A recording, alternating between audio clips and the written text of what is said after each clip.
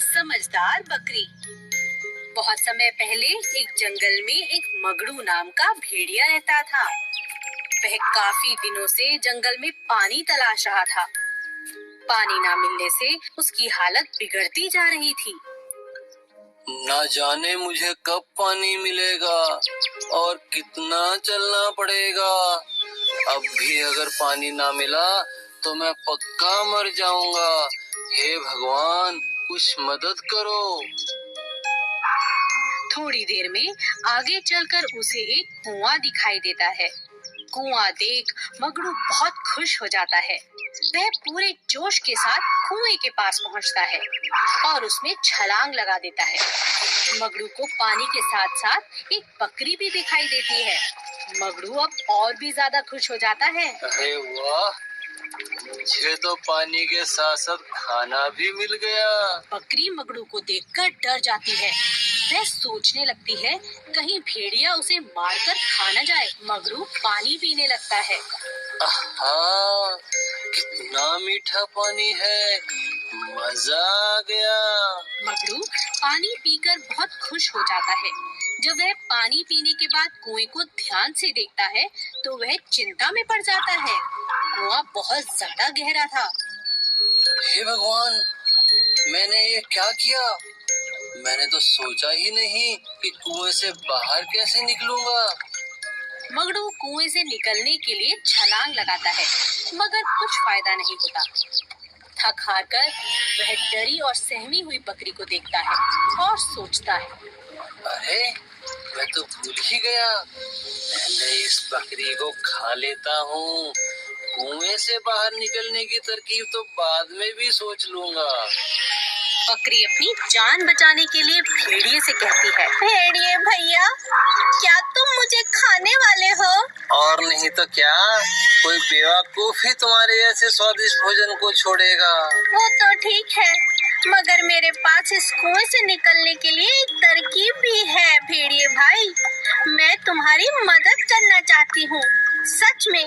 नहीं तो रात में तुम भी यही ठंड से मर जाओगे, जैसे मैं ठंड में थी पूरी रात यहाँ। कैसी तरकीब, बताओ। भेड़िए भाई, मुझे बहुत प्यास लगी थी, इसीलिए मैं जल्दबाजी में कुएं में कूद गई थी। बाद में मुझे समझ आया कि यह कुआं बहुत ही गहरा है। बहुत समय यहाँ बिताने के बाद मैं समझ पाई हूँ कि यहाँ से निकलने के लिए मुझे किसी की आवश्यकता है, तभी मैं यहाँ से बाहर निकल सकती हूँ। अगर तुमने मुझे खा लिया तो तुम भी अकेले पड़ जाओगे और फिर तुम्हें भी किसी की सहायता पड़ेगी बाहर निकलने के लिए। मैं चाहती हूँ कि तुम मेरी पीठ पर चढ़कर छलांग लगा दो और बाहर चले जाओ। बाद में मुझे रस्सी डालकर बाहर निकाल लेना। मगड़ू ने सोचा, यह बकरी बात तो सही कह रही है। अगर इसे खा लिया तो बाहर कैसे निकलूंगा, और वैसे भी इसे तो मैं बाहर निकाल कर भी खा सकता हूँ। तुम सही कह रही हो, हम एक दूसरे की मदद से ही बाहर निकल सकते हैं। बकरी पैर को दीवार से टिका लेती है। मगड़ू पूरी ताकत के साथ कुएं से छलांग लगा देता है। कुएं से बाहर आकर मगड़ू बकरी के लिए रस्सी का इंतजाम करता है और रस्सी डालकर बकरी को भी बाहर निकाल लेता है। जैसे ही मगड़ू बकरी को खाने के लिए आगे बढ़ता है, चालाक बकरी कहती है, तुम्हारा बहुत बहुत शुक्रिया भेड़िया भाई, तुमने मुझे खाने की जगह मेरी बात मान हम दोनों की जान बचा ली। आप बहुत अच्छे और दयावान भी हो। आप मुझे खा सकते थे, परंतु आपने ऐसा नहीं किया। मगड़ू को बकरी की बात सुनकर बहुत अच्छा लगा। जाने अनजाने में उसने किसी की मदद जो की थी। शुक्रिया तो मुझे तुम्हारा करना चाहिए, लेकिन इससे पहले मेरी नीयत बदले तुम यहाँ से चली जाओ, क्योंकि मैं तुम्हें अभी भी खा सकता हूँ। इस कहानी से हमें शिक्षा मिलती है कि हमें मुसीबत के समय घबराना नहीं चाहिए। समझदारी के साथ शत्रु का सामना करना चाहिए और उसको मित्र बना लेना चाहिए। एक सीधा सादा हाथी और एक चालाक लोमड़ी दोस्त थे। दोनों साथ में घूमा करते थे। एक दिन वो दोनों भोजन की तलाश में जंगल में इधर उधर घूम रहे थे कि रास्ते में उन्हें एक शेर मिला। आओ, मुझे तुम्हारी ही तलाश थी। अब तुम दोनों में से एक मेरा भोजन बनेगा। यह सुनकर हाथी बहुत घबरा गया। उसने लोमड़ी से कहा, तुम शेर से बात करके देखो। ठीक है। शेर भाई, जरा मेरी बात तो सुनो। आपके कान में कुछ कहना है। कहो। शेर भाई, आप तो मेरे भाई हैं। मैं तो आपकी सब बातें मानती हूँ। मुझे खाकर आपका कोई फायदा नहीं, आपका पेट भी नहीं भरेगा। सच कह रही हूँ।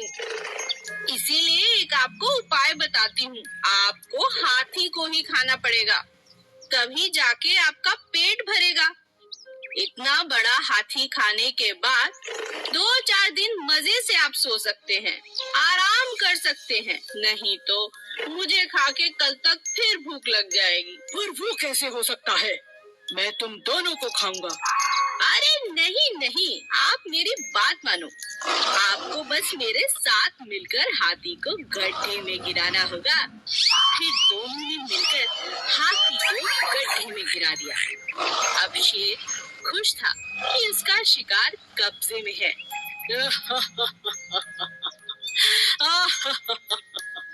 अब तुम इधर आओ चालाक लोमड़ी। खुद को बहुत चालाक समझती हो। अपने प्रिय दोस्त हाथी को भी मेरे लिए धोखा दे दिया। ऐसा कहकर शेर ने लोमड़ी को अपने पंजों में पकड़ लिया और उसे खा गया। जो दगाबाज थी। आलसी तोता। एक पेड़ पर 2 तोते रहते थे, किट्टू और मिट्ठू। एक बहुत आलसी और दूसरा बहुत ही समझदार था। एक दिन समझदार तोते ने देखा कि पेड़ की जड़ से एक बेल निकल गई है, जो पेड़ का सहारा लेकर चढ़ती जा रही है। अरे देखो, हमारे पेड़ पर एक बेल ऊपर की तरफ आ रही है। चलो मिलकर इसे काट दें। मुझे तुम्हारी सहायता चाहिए दोस्त। मैं अकेले इस बेल को नहीं काट सकता। आज तो मैं बहुत थका हुआ हूँ, हम कल काट लेंगे। ठीक है दोस्त, पर हम कल इसे जरूर काट लेंगे। अगले दिन फिर से तोते ने मिट्ठू को आवाज लगाई। मिट्ठू देखो, बेल तो दिन प्रतिदिन लंबी होती जा रही है। आओ इसे काट दें। कहीं शिकारी आ गए तो इसके सहारे हमारे बच्चों तक पहुंच जाएंगे। तुम्हें इतनी जल्दी क्या है, कर लेंगे। मिट्ठू, तुम बात को समझो। अभी तो बेल नाजुक है, मिलकर हम इसे काट सकते हैं।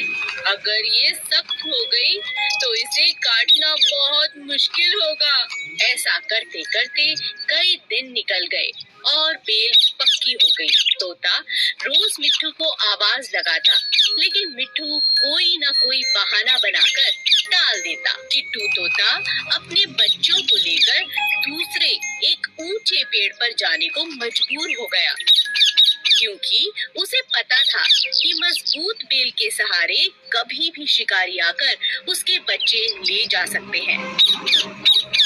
मिट्टू, मैं अपने बच्चों के साथ दूसरे एक ऊंचे पेड़ पर रहने जा रहा हूँ। क्या तुम भी चलोगे? यहाँ रहना सुरक्षित नहीं है। तोता आलसी होने की वजह से हर काम कल पर टालता रहा। इसी तरह एक दिन जब शिकारियों की नजर मिट्ठू के बच्चों पर पड़ी, तो उन्होंने मजबूत बेल पर चढ़कर मिट्ठू के बच्चों को उठा लिया। अंत में मिट्ठू को अपने आलसीपन के कारण बहुत पछताना पड़ा।